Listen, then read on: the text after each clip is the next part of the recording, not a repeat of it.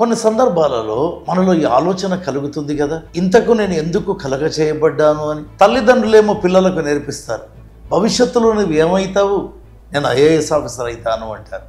మరికొంతమంది నేను ఒకవేళ డాక్టర్ అవుతాను, ఇంజనీర్ అవుతాను, ఈ విధంగా చెప్తుంటారు. కొద్దిమంది దైవ సేవకులు అవుతాను అని చెప్తారు. ఇంతకు నువ్వు ఎందుకు కలుగ చేయబడ్డావు? కీర్తనల గ్రంథం 19:1-2 గమనిస్తే, ఆకాశములు దేవుని మహిమను వివరిస్తున్నాయి, అంతరిక్షము ఆయన చేతి పనిని ప్రచురపరుస్తుంది అని వ్రాయబడింది. ఈ వేల కోట్ల లక్షల కోట్ల నక్షత్రాలు ఎందుకు కలగజేయబడ్డాయి? ఆయన మహిమను ప్రచురించేదానికి. మరి ఆ నక్షత్రాలు దేవుని మహిమను ప్రచురించేదానికి కలగజేయబడితే నీవు నేను ఎందుకు కలగజేయబడ్డా? ఎప్పుడైనా ఆలోచన చేశారా? నోరు లేని జీవము లేని కోట్ల నక్షత్రాలకే ఒక ఉద్దేశం ఉంది, ఆయన మహిమ.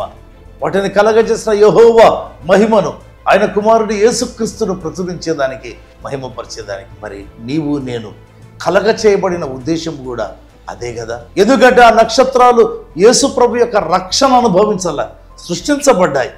నీవు నేను రక్షణ పొందాం కనుక ఆయన కీర్తిని, ఆయన రక్షణను మనము ప్రచురించే వారముగా ఉండాలి. అందుకే నీవు నేను కలగ చేయబడ్డా. దేవుడు నీతో మాట్లాడుగాక.